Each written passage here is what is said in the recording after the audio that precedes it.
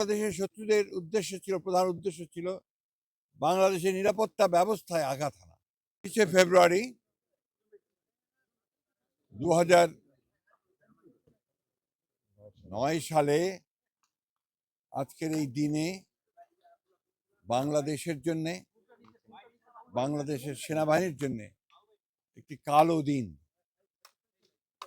এই দিন বাংলাদেশের শত্রুরা এবং বাংলাদেশের যে সেনাবাহিনী, সেই সেনাবাহিনীর শত্রুরা তারা চক্রান্ত করে বিডিআরে যে অভ্যুত্থান নাম করে সেনাবাহিনীর চৌকস ৫৭ জন সেনা কর্মকর্তাকে নির্মমভাবে হত্যা করে এবং একটা তছনছ করে দেওয়ার একটা অবস্থা সৃষ্টি করে সমগ্র নিরাপত্তা ব্যবস্থাকে। এটা বাংলাদেশের শত্রুদের প্রধান উদ্দেশ্য ছিল বাংলাদেশের নিরাপত্তা ব্যবস্থায় আঘাত হানা এবং বাংলাদেশের সেনাবাহিনীর যেন মনোবল নষ্ট হয়ে যায়, যেন তারা দুর্বল হয়ে যায়, সেই কারণে এই ঘটনা হয়েছিল।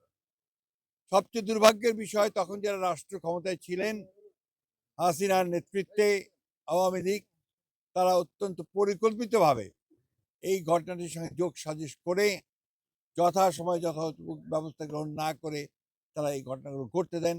২ দিন ধরে বিডিআর পিলখানাতেই হত্যাযজ্ঞ চলে এবং এখন পর্যন্ত এটার যে পূর্ণাঙ্গ সঠিক নিরপেক্ষ তদন্ত, সেই তদন্ত হয়নি।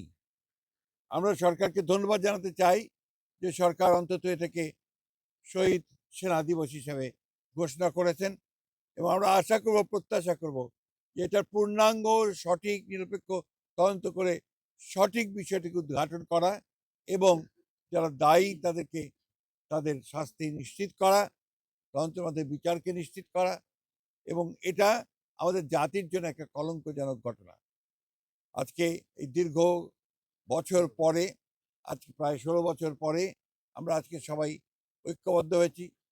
দেশের রাজনীতির একটা বিশাল পরিবর্তন হয়েছে, আমূল পরিবর্তন হয়েছে।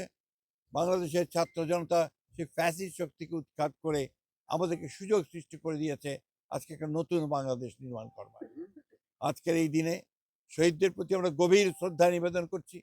আমাদের দল, বাংলাদেশ জাতীয়তাবাদী দল, আমাদের চেয়ারপারসন দেশনেত্রী বেগম খালেদা জিয়া এবং আমাদের ভারপ্রাপ্ত চেয়ারম্যান জনাব তারেক রহমানের পক্ষ থেকে আজকে আমরা এখানে এসেছিলাম তাদের প্রতি শ্রদ্ধা জানাতে। এবং আমরা এই প্রত্যাশা করব যে তাদের এই আত্মত্যাগ যেন কখনো বিফলে না যায়। আমরা যেন সত্যিকার অর্থেই একটা স্বাধীন সার্বভৌম দেশ হিসেবে আমরা যেন মাথা উঁচু করে দাঁড়াতে পারি এবং আমরা স্বাধীনতার সমস্ত প্রশ্নে যেন কোনো আপোষ না করি। আজকে এই হোক আমাদের এখানে প্রতিজ্ঞা। আমরা আজকে আবারও তাদের পরিবারের প্রতি আমাদের সহানুভূতি জানাচ্ছি, সমবেদনা জানাচ্ছি এবং অনুরোধ করব, আহ্বান জানাবো যে সরকার এবং সেনাবাহিনী তাদের পরিবার পরিজনদের যেন যথার্থভাবে তাদের যে ক্ষতিপূরণ, সেই ক্ষতিপূরণ করেন এবং জনগণকে একটা ধারণা দেন যে সরকার এবং সেনাবাহিনী তাদের পরিবারের সঙ্গে আছে। সকলকে আমি আন্তরিকভাবে আবারও তাদের পরিবার পরিজনকে আমি আন্তরিকভাবে আমাদের সহানুভূতি জানাচ্ছি।